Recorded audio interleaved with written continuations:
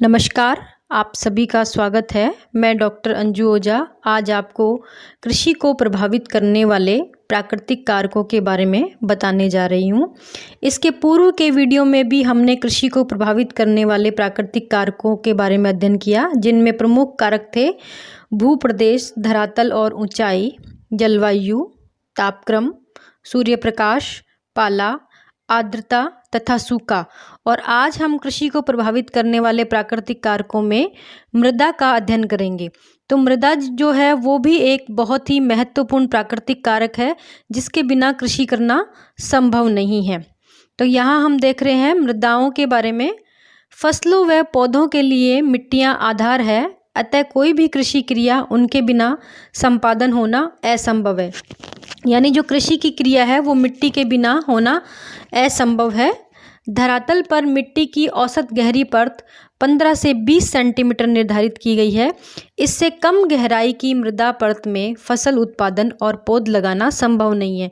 तो यदि मिट्टी की जो परत है वो 15 से 20 सेंटीमीटर से कम है तो उस परत में कोई भी पौधा लगाना संभव नहीं है, और लगाए भी देंगे तो वो लगेगा नहीं।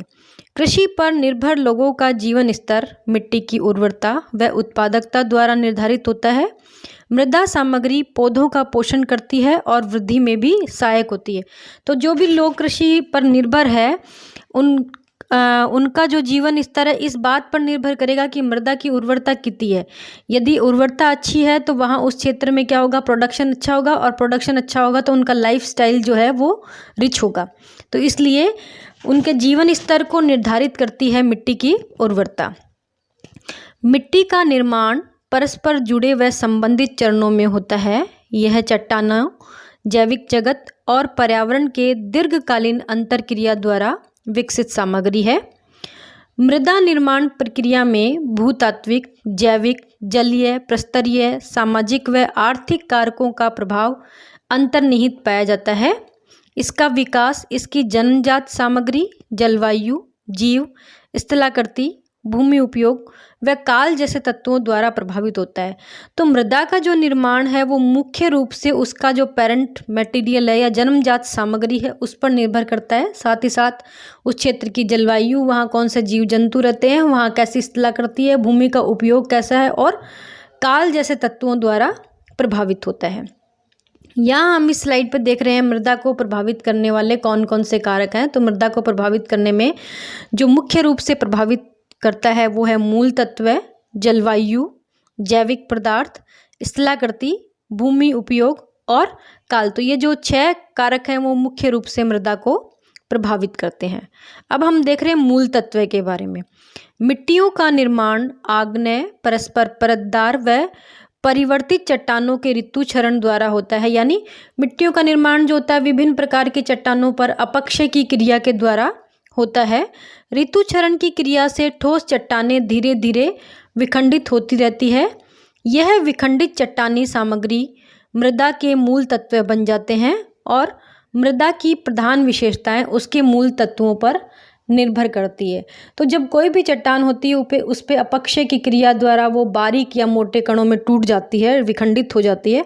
विखंडित होने के बाद में जो मृदा का निर्माण होता है, जो सामग्री होती है वो उसके मूल तत्व पर निर्भर करती है, यानी वो किस चट्टान से बना हुआ है। तो जो मृदा की प्रधान विशेषता होगी वो भी मूल तत्व पर ही निर्भर करेगी। दूसरा कारक हम देख रहे हैं जलवायु।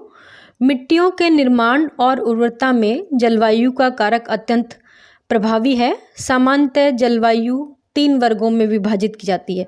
जो मुख्य रूप से जलवायु का विभाजन किया गया है वो 3 वर्गों में किया गया है। पहले वर्ग में शीत जलवायु, जिसमें वर्षण प्राय हिम के रूप में होता है।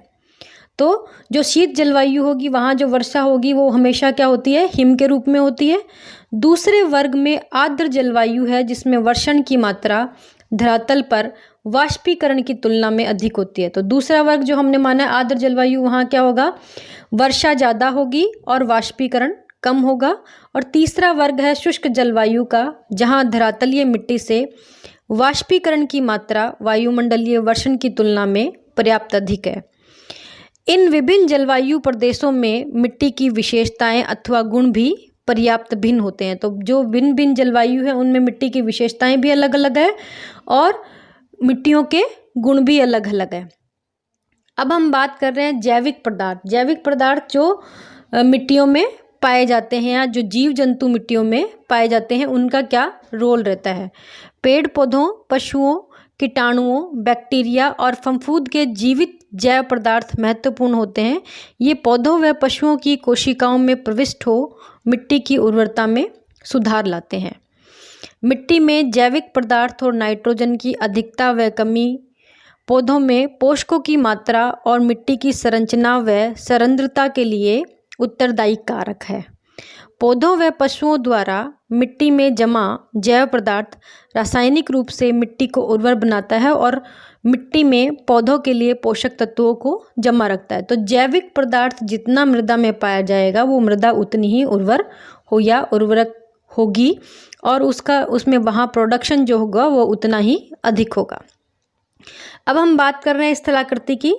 मिट्टी व उसके गुण प्रत्यक्ष रूप से धरातल की आकृति, ऊंचाई व उच्चावच द्वारा प्रभावित देखे जाते हैं।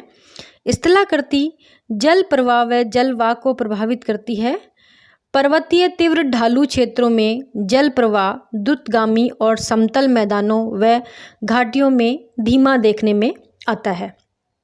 अब हम बात कर रहे हैं भूमि उपयोग की कि किसानों द्वारा खेती करने की नाना प्रकार की विधियों और उत्पादन क्रियाओं द्वारा भी मिट्टियां प्रभावित होती है। मिट्टियों का उपयोग किसान अधिकतम लाभ अर्जित करने हेतु करता है। तो वो किस तरह से मिट्टी का उपयोग कर रहा है, लेकिन उसका मेन जो उद्देश्य रहता है वो ये रहता है कि वो मिट्टी से अधिक लाभ अर्जित कर सके। कई अवसरों पर वे यह भी स्मरण नहीं रखते कि उनकी असावधानी व अंधाधुंध क्रियाओं से भविष्य में मिट्टी की उर्वरता बनी नहीं रहेगी। तो कई बार किसान कुछ इस तरह की क्रियाएं करता है या अधिक लाभ अर्जित करने हेतु मिट्टी का उपयोग इस तरह से करता है कि उसकी जो उपजाऊ क्षमता है या उर्वरता है वो समाप्त हो जाती है और भविष्य में वो मिट्टी जो है वो उपयोग में आने हेतु नहीं रहती है। अतएव मिट्टी अनेक क्षेत्रों में अपनी संरचना खो बैठती है और जल अथवा वायु द्वारा अपरदित हो जाती है। जैसे कि इंदिरा गांधी नहर के अपवाह क्षेत्र की मिट्टी लवणता और जलमग्नता का शिकार है।